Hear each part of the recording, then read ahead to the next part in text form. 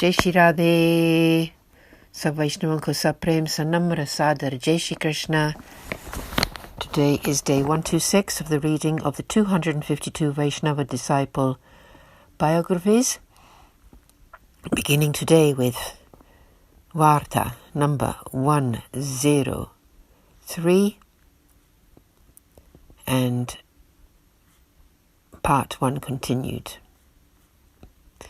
They all came to the village gate, and there they saw his head tied up. The Vaishnavas asked whose head and body these had been, but they recognized him. The Vaishnavas inquired of the elder brother as to why this had taken place. The elder brother's heart filled with emotion, and he began to cry bitterly. He folded his hands and told the Vaishnavas the whole story. The Vaishnavas then collected the torso and the head from where they had been displayed. They pronounced the names of Sri Acharyaji and Sri Gosaiji over them and rubbed prasadi water from the Lord's feet and prasad onto the neck and put some into the mouth. They took a prasadi upper garment and tied it round the neck. The body and the torso became rejoined. Bhav Prakash, how could this happen? How could a severed head be rejoined to the body? It is stated the Lord himself lives in the hearts of Vaishnavas, and therefore they have supernatural abilities. They can do anything in the Mahabharata. They can do anything. In the Mahabharata, Vedvyasji brought certain warriors back to life with his divine capability. Otherwise, this would be impossible. Part 1 continued.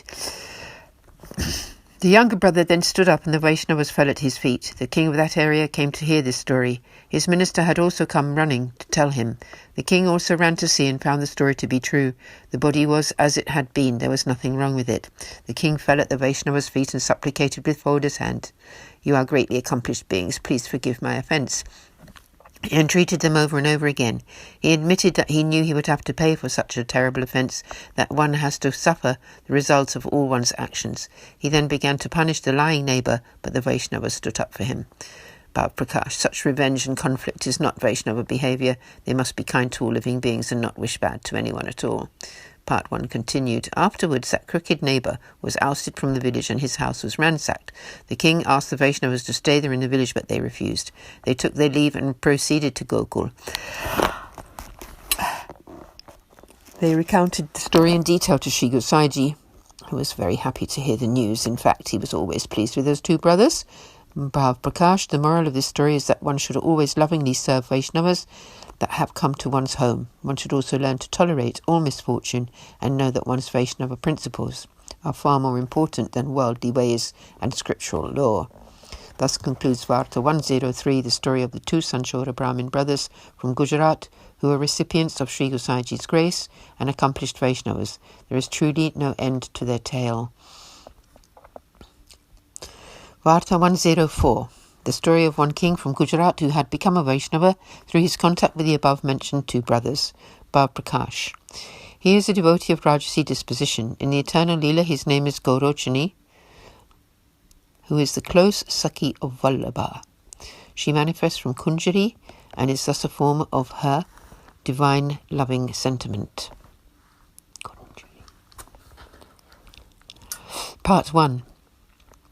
The Vaishnavas mentioned above left for Gokul. The king approached the two Brahmin brothers. He stuttered as he begged their forgiveness. It was ignorant of me to be so offensive towards you.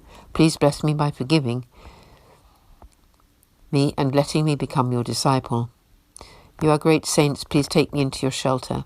Seeing the king's humility, the elder brother said, We are not in a position to make disciples, but our guru, Sri Gosaiji, Sri Vittalnathji, lives in Gokul and will surely oblige. He will take you under his wing. He is the Lord himself and is all-powerful. You should know that everything that came to pass here was all by his blessing only. If you wish to be initiated as a disciple, you should go to Gokul. The king said, If you come with me, I shall go there. Sri Gosaiji will accept me through your blessings. Otherwise, what would Sri Gosaiji do with a wicked-minded man like myself? Seeing the pure intention of the king, the two brothers accompanied him to Gokul.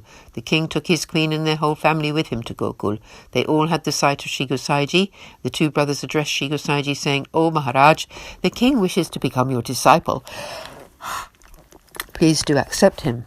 Sri Gosaiji smilingly looked towards the two brothers and said, It is not appropriate for me to accept him as a disciple, since he had been most offensive to a Vaishnava. However, since you two have put his request before me, I shall accept him. Afterwards, Sri Gosaiji initiated the king and his whole family with the Lord's name. The next day they all had to fast, and then he granted them the Brahmasambandha initiation. The king was now in the service of Sri Gosaiji, who said to him, "From today onwards you must never offend a Vaishnava. Whatever you want to do, you must ask these two Sanchora Brahmin brothers' permission first." The king gave Sri Gosaiji a large donation and then had the holy site of Sri Navneet Priyaji and the 7 Swarupas. Sri Gosaiji left for Srinatadwara and the king accompanied him in order to have the holy site of Srinathji. Sri Gosaiji bathed and went up to the temple. The king had the holy site of Sri Govardhanathji and made a huge donation to him. The king spent many more days having the Lord's and Sri Gosaiji's holy site. Then he and the 2 Brahmin brothers took their leave and returned to their village. From then on, the king gave the utmost respect to the 2 Brahmin brothers and always said, "It is purely through your blessings that I was able to become a Vaishnava. I owe you a huge debt." He henceforth remained respectful of the brothers' guidance and came to their house at least once daily. He asked them before he did anything. He followed their instructions to the letter. The king became a very nice Vaishnava through their association. Bhav Prakash. The moral of this story is that one should always have the association of the Lord's dear devotees. The king's mind was purified by the company of the 2 brothers. In this world there is nothing as purifying as satsanga. Thus concludes Varta 104. The story of the 2 Sanchora Brahmin brothers who were recipients of Sri Gosaiji's grace and accomplished Vaishnavas.